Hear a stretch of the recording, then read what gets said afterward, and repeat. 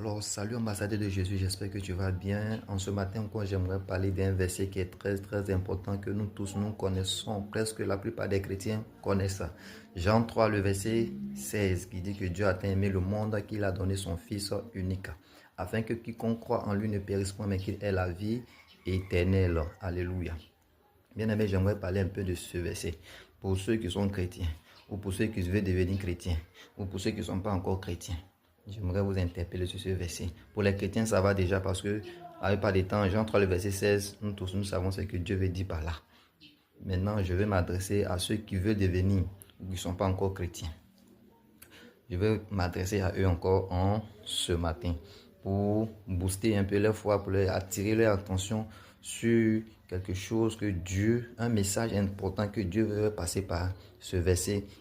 Je relis le verset qui dit que Dieu a tant aimé le monde qu'il a donné son Fils unique, afin que quiconque croit en lui ne périsse point, mais que la personne puisse avoir la vie éternelle. Bien aimé par ce verset, toi qui ne comprends pas encore ce verset, toi qui n'es pas encore chrétien, je vais essayer de t'expliquer. Dieu est en train de te dire que il aura quoi? Deux étapes dans la vie. Alléluia. La première étape, c'est de périr. Périr, pour toi, c'est quoi? Pour moi, périr, c'est mourir ici sur la terre. Alléluia. Toi qui ne sais pas ce qui veut dire que périr. Périr, c'est avoir une fin. Pour nous, les hommes, c'est mourir. Périr, c'est être détruit. Alléluia. Donc, étant homme, périr veut dire mourir. Mais Dieu, par ce passage, est en train de faire sortir une vérité.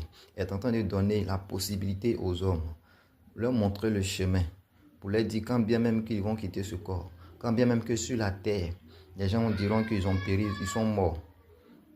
Dieu, dans sa grâce, leur donne une possibilité d'avoir ce qu'on appelle la vie éternelle.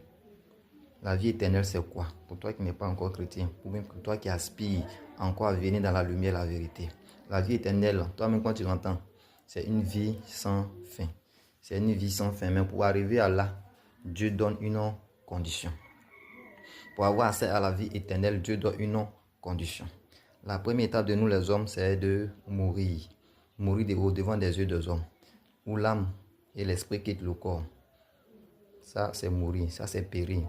Mais la deuxième étape, la deuxième possibilité que Dieu nous donne, c'est d'avoir une vie éternelle à travers ce passage de Genèse, qui dit que Dieu a tant aimé le monde qu'il a donné son Fils unique, afin que quiconque croit en lui ne périsse pas, mais que la personne puisse avoir la vie éternelle.